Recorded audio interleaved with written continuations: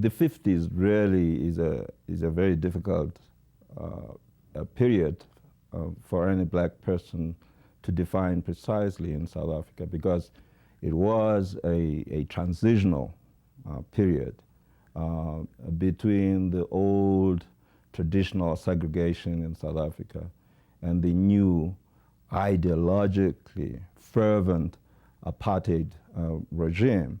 So in a sense, as in all transitional periods, there was a tremendous amount of energy, people resisting what they saw as a new inroad on their liberties.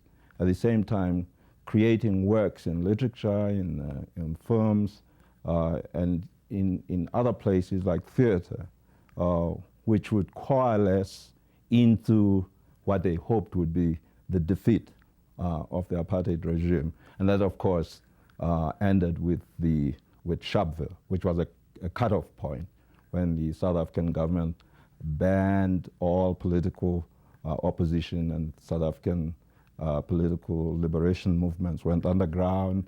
Mandela subsequently went to jail, and so forth. And a lot of us went into exile. Okay, you've anticipated us. That was the last thing we wanted.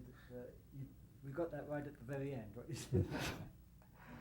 So, could we try it once more? Yeah, you can. Let's see, maybe just in a little different fashion.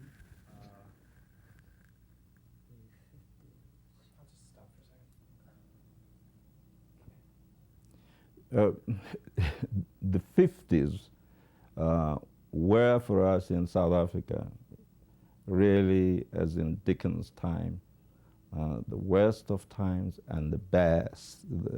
Sorry. The best of times. I was just Should I start over again? The 50s for us in South Africa were really strange periods. As in Charles Dickens' times, it was the best of times and the worst of times.